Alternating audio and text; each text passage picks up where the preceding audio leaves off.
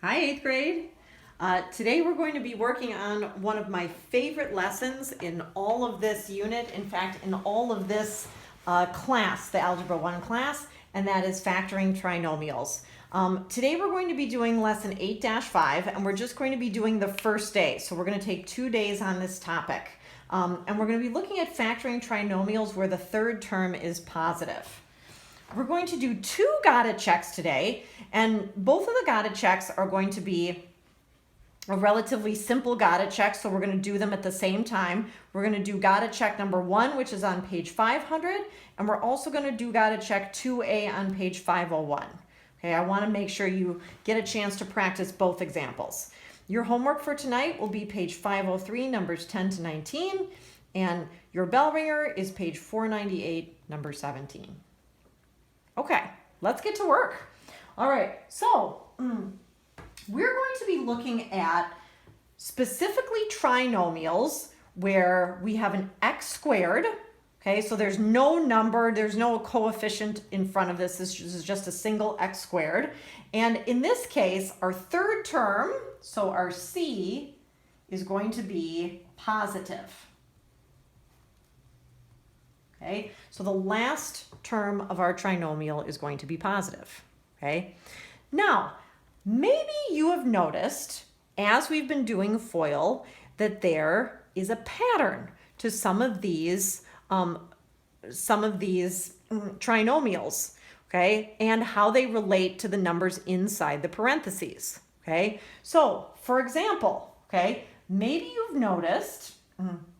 If I take a look, for example, at the factored x plus 3 times the quantity x plus 7, okay, I know that this is going to be equal to x squared plus 10x plus 21, okay?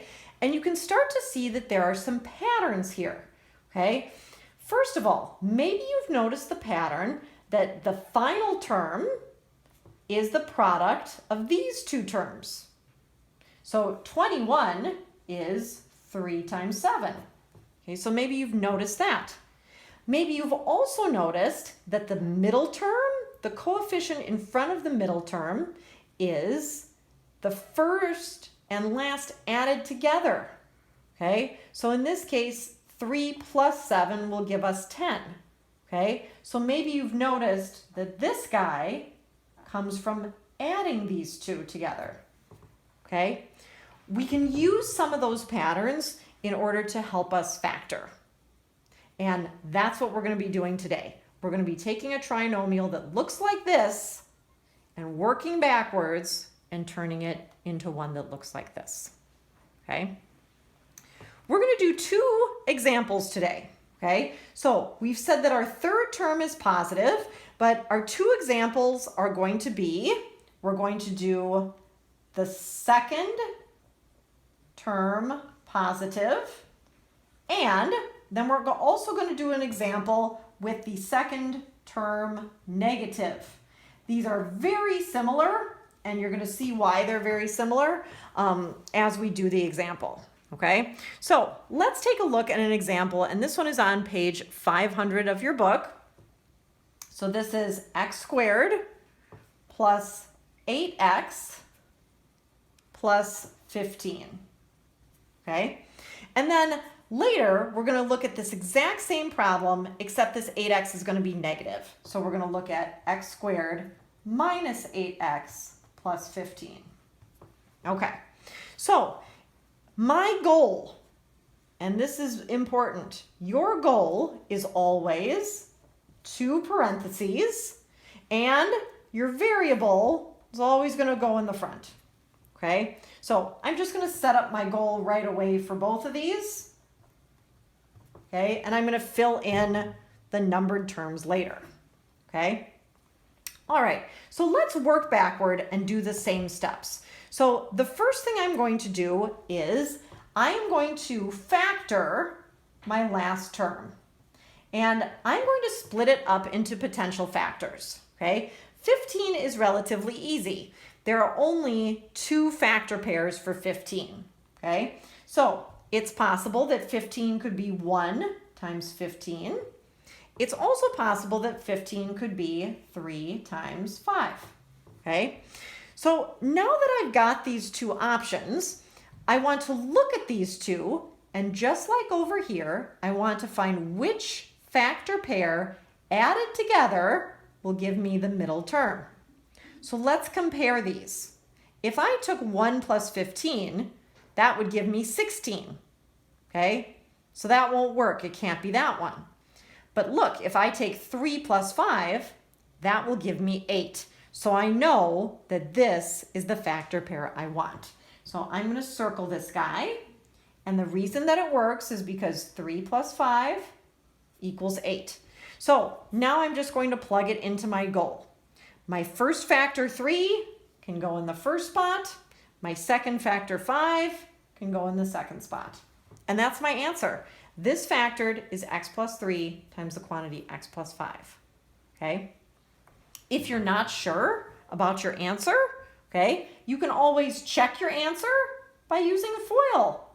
So if you're not sure, just take this, FOIL it, check to see if it comes back to your trinomial, okay?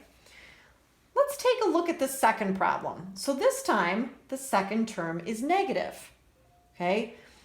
Well, how's that going to work? How am I going to get two negatives in here? Well, what's going to happen is sometimes we forget that to get a positive in your third term, I could also be multiplying two negative factors. So as I factor this 15, it could also be negative 1 times negative 15, or it could be negative 3 times negative 5. Because a negative times a negative is a positive, okay? That is how I'm going to end up with a middle term that's negative. So again, I'm going to look at these factor pairs, and negative 3 and negative 5 is going to work here. Because if I add these together, negative 3 plus negative 5, that will give me negative 8. Okay, so again, I'm just going to plug these guys into my goal. So my negative 3, I'll set that guy in the first spot. My negative 5, I'll set that in the second spot. Okay, and order doesn't matter. Okay, if I was to write this negative x minus 5 times x minus 3, this is multiplication, so the order doesn't matter. Any order is okay. All right, so let's try our two gotta checks. So our first gotta check was on page 500, and this was number 1. So this one looked at, it was r squared plus 11r plus 24. And then my second gotta check was on page 501. And this one was, I gotta tilt my book here to see it a little better, y squared minus 6y plus 8. Okay, so give both of these a try, okay, and come back and let's see if you got them right. Okay, let's start with this first one. Okay, so I'm going to put my goal in right away.